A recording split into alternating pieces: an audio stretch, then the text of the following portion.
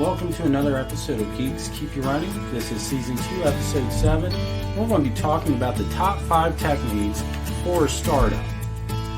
As always, brought to you by the folks at Piedmont Technical Experts, where they keep you running. And hosted by Jonathan Beck.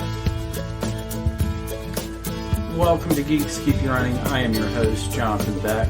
And today we're going to be talking about tech needs for a startup. Some of these you will need on day one. Some of these you'll kind of plan for as you move through and start to grow your business. So let's dive right in. So your first need is going to be a high quality computer or laptop. Whether you choose a desktop or a laptop is really going to be based on how you do work and how your business does business. Are you on the road or are you just working from a brick and mortar store? Having the right piece of equipment and a high quality piece of equipment is going to make sure that unexpected downtime is kept to a minimum. You want to make sure that whatever machine you buy is a machine that is going to last you at least 3 to 5 years.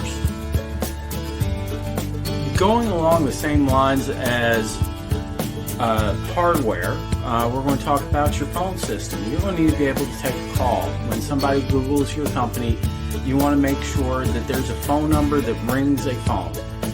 Typically, I recommend that individuals don't use a personal cell phone or a home line for a business. They need to have a dedicated line, and this could be software that's on your computer, like a Ring Central or a Vonage, where it's going to give your business a dedicated number, and it's going to ring either your computer, your cell phone, or maybe you have a desk phone dedicated to your business.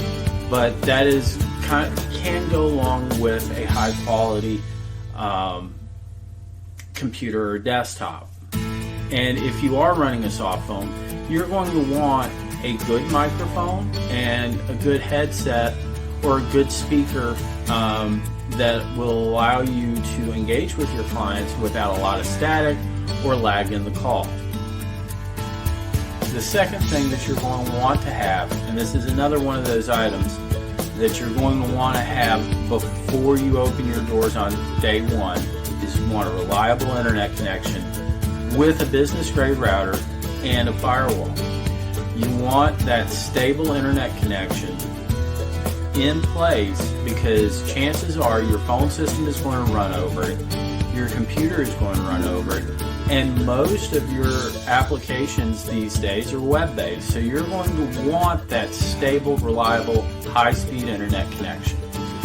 You want a business-grade router. It's going to be able to handle more throughput through it than a residential router, and the service level agreement that comes with a business-grade router is usually a higher quality of service than with the residential. For instance, I know some ISPs on the residential side, it may be next business day to get a tech out to your location. With business grade services, it's typically a same day call if made before a certain time. The final piece of this is you're going to want a firewall in place before your first day, because you want to protect your data and you want to protect your client's data before you open your doors.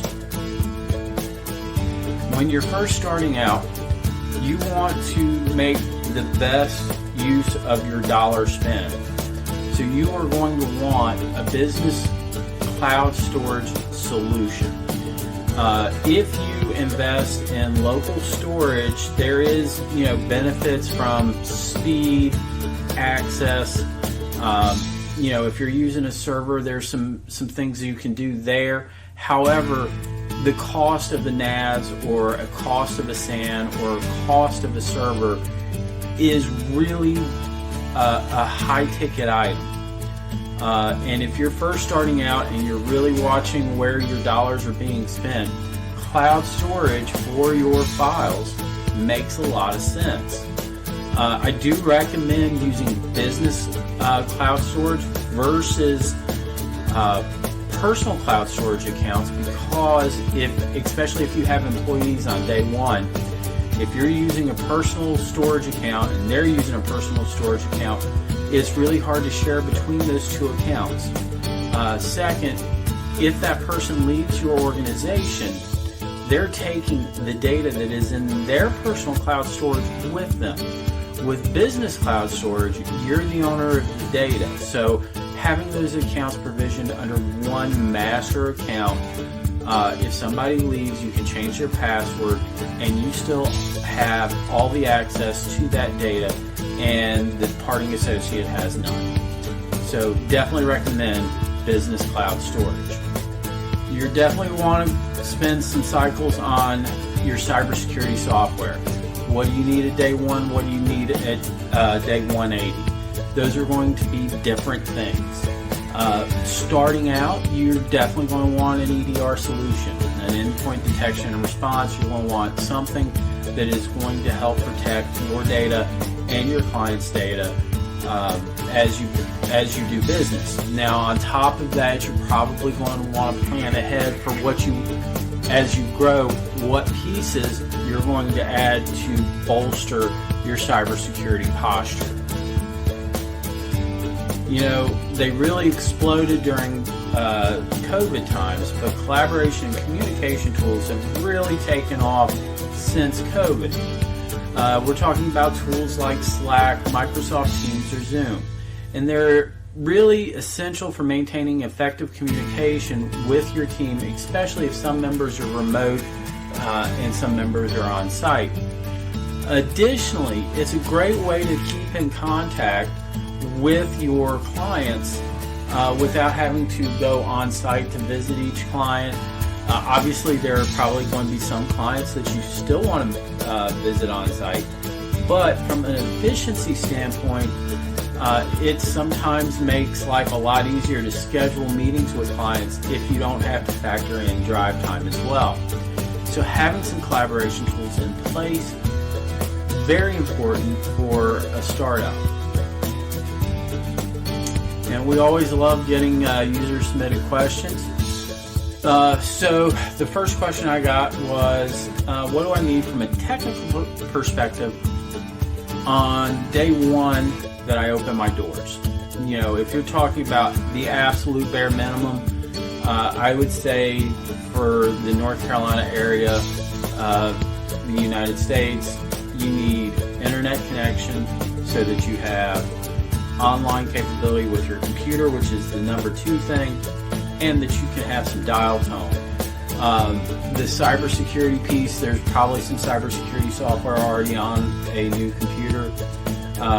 Definitely though, you kind of want to have a plan that quickly beefs that up. But as far as day one opening, dial tone, a computer, and internet connection is kind of the bare minimum to be able to take an order and process the order. Alright, our second question is, how do I plan on when I need to add additional tech to my environment? So this is a tricky question. Alright, first off, it's going to be based on where you started. So if you, on the previous side where I said the absolute bare minimum was dial tone, computer, internet, you're going to need to beef up probably within the first month or two, adding some of the additional pieces that we talked about through the earlier parts of the video. But if you put in all 5 pieces that we talked about, and then, you know, when do I need to plan for the next stage, that's really going to be based on how your business is performing and growing. You know, I would say in general, there's probably going to be some tweaks at the end of the first quarter or at the 6-month mark.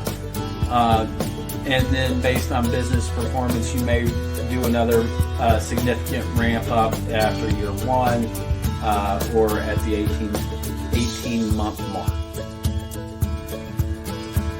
Alright, our final question today is, when do I look at DIY or DFY? So DIY is do it yourself, and DFY is done for you. So basically it's asking the question, when do I look at implementing something myself or when do I look to engage with a partner like Piedmont Technical Experts to do it for me? So the answer to that question is really based on a couple factors. Number one, how technical are you?